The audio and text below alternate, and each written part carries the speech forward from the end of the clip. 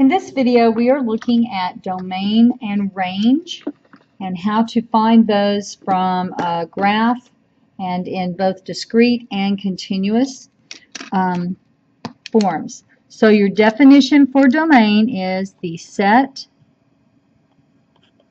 of all x values. For range, it is going to be the set of all y values.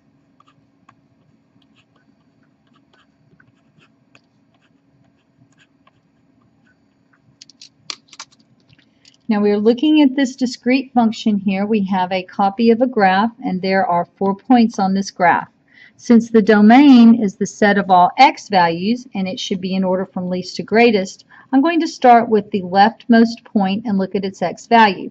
Its x value is -3. So there's an x value here, here, here, and here. So this one is -3.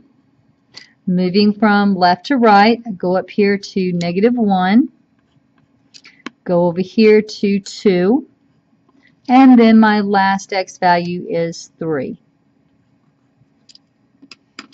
The corresponding y values need to also be in numerical order from least to greatest. Since y runs up and down, I'm going to start at the lowest point and look at all my various y values and put them in order.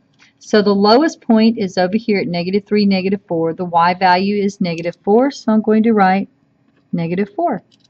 Then as I come up, I come to this point, and its y value is -1.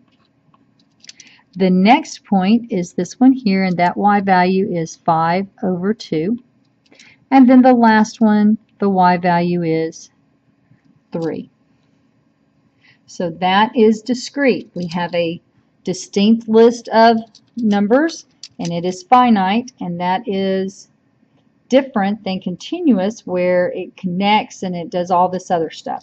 So what we're going to do here is now look at the continuous function here that starts over here, goes up, and then ends way down over here to the right. So the domain is our set of all x values. Well, there's a whole bunch of x values there, more than we could ever possibly list. But notice how it stops over here to the left and it stops over here to the right. So there's boundaries or barriers, kind of like a wall in a classroom. I can move along the x-axis. I can move left and right all day long, but just like I'm moving on a floor left and right, at some point I'm going to hit a wall and I can't move anymore. So here are our barriers or our walls for our x movement. I can go all the way to the left to 0. I can go all the way to the right to 8. I can't go any lower than 0. I can't go any bigger than 8. So all of the numbers here, all these real numbers here, all those decimals and fractions are included in my domain. So 0 is included, and it's smaller than the x values, which are also smaller than 8, which is also included. So we're going to use these less than or equal signs. So my domain is all of the real numbers between 0 and 8, where you're bigger than 0 but smaller than 8. So 0 is smaller than x, which means x is bigger than 0, and x is smaller than 8. So these are all those values between 0 and 8 that are included in our domain. For the range, this is the y-axis. The y-axis runs up and down. It has a floor that it can't go below, and it has a ceiling that it can't go above. So it can go as low as the floor lets it, it can go as high as the ceiling lets it.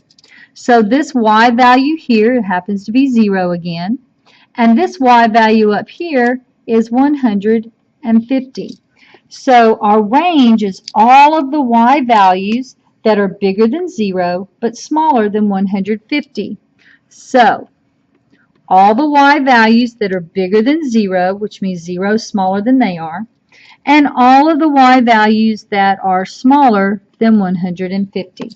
So we have all the real numbers between 0 and 150 for our range, and all the real numbers between 0 and 8 for our domain. So make sure that you go all the way to the left, all the way to the right. Do one at a time. Then do your floor and your ceiling all the way to the bottom, all the way to the top, and use whatever those values are.